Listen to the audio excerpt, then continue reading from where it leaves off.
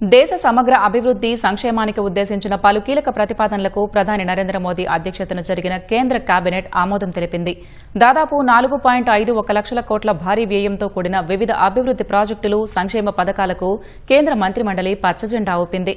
2030-31 వరకు పీఎం కిసాన్ పథకం కొనసాగించేందుకు కేబినెట్ ఆమోదం తెలిపింది. పునరుత్పాదక ఇంధన ఉత్పత్తి, సముద్ర వనరుల పరిశోధన, క్రీడారంగ ప్రోత్సాహం, రవాణా మౌలిక వసతుల విస్తరణ ప్రధాన లక్ష్యాలుగా కేంద్ర మంత్రిమండలి కీలక నిర్ణయాలు తీసుకుంది. కేంద్ర కేబినెట్ కీలక నిర్ణయాలకు పచ్చజెండా ఊపింది. దాదాపు 4.51 లక్షల కోట్ల భారీ వ్యయంతో కూడిన వివిధ అభివృద్ది ప్రాజెక్టులు, సంక్షేమ పథకాలకు కేంద్ర మంత్రిమండలి ఆమోదం తెలిపింది. దేశంలోని రైతులకు నిరంతర ఆర్థిక భరోసా కల్పించే పీఎం కిసాన్ పథకాన్ని 2030-31 ఆర్థిక సంవత్సరం వరకు మరో 5 ఏళ్ల పాటు పొడిగించేందుకు కేంద్ర కేబినెట్ ఆమోదం తెలిపింది. ఇందుకోసం 3,15,614 కోట్ల నిధులను కేటాయించినట్లు కేంద్ర సమాచార ప్రసార శాఖ మంత్రి అశ్విని వైష్ణవ్ వెల్లడించారు. 2019 ఫిబ్రవరి 24న ప్రారంభమైన ఈ కేంద్ర ప్రాయోజిత పథకం కింద అర్హత కలిగిన ప్రతి రైతు కుటుంబానికి ఏడాదికి 6,000 ఆర్థిక సహాయం అందుతుంది. ఈ నిధులను నేరుగా లబ్దిదారుల బ్యాంకు ఖాతాల్లోకి డైరెక్ట్ బెనిఫిట్ ట్రాన్స్ఫర్ విధానంలో ప్రతి 4 నెలలకోసారి 2,000 చొప్పున మొత్తం జమ చేస్తున్నారు. పీఎం కిసాన్ పథకం ద్వారా ఇప్పటివరకు 23 విడతల్లో మొత్తం 4.47 లక్షల కోట్లకు పైగా ఆర్థిక సాయాన్ని కేంద్రం అందించింది. ఈ పథకం అమలుపై నీతి ఆయోగ్ జరిపిన అధ్యయనంలో ఆసక్తికర అంశాలు వెల్లడయ్యాయి. దాదాపు 92% మంది లబ్దిదారులు ఈ నగదును నేరుగా వ్యవసాయ పెట్టుబడుల కోసమే వినియోగిస్తున్నారని, తద్వారా 85% మంది రైతుల వ్యవసాయ ఆదాయం మెరుగుపడ్డమే కాకుండా అప్పుల కోసం ఇతరులపై ఆధారపడటం కూడా తగ్గిందని నివేదిక స్పష్టం చేసింది.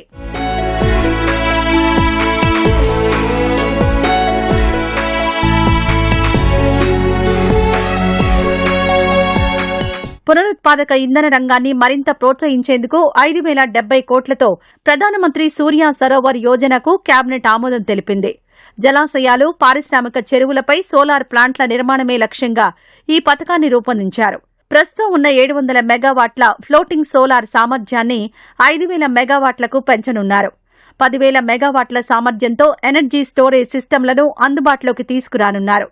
2026-27 నుంచి 2030-31 వరకు ప్రాజెక్టులను అమల్లోకి తీసుకురానుండగా 2032-33 వరకు కేంద్రం ఆర్థిక సహకారం అందించనుంది.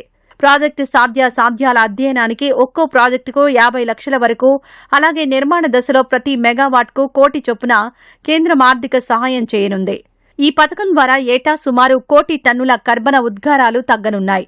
దాదాపు 16,000 నుంచి 17,000 మందికి ప్రత్యక్ష ఉపాధి లభించడమే కాకుండా దేశీయ సోలార్, బ్యాటరీ తయారీ రంగానికి భారీ ఊతం లభించనుంది. సముద్ర వనరుల పరిశోధన, వినియోగం దిశగా చేపడుతున్న 84,084 కోట్ల విలువైన సముద్ర మంథన్ ప్రాజెక్టును కేంద్ర కేబినెట్ ఆమోదించింది.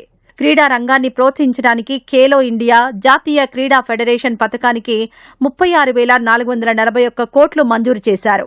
రవాణా మౌలిక సదుపాయాలను మెరుగుపరిచేందుకు ట్విన్ ట్యూబ్ స్వరంగాల నిర్మాణాలకు గాను 9,779 కోట్లు కేటాయిస్తూ కేంద్ర కేబినెట్ కీలక నిర్ణయం తీసుకుంది.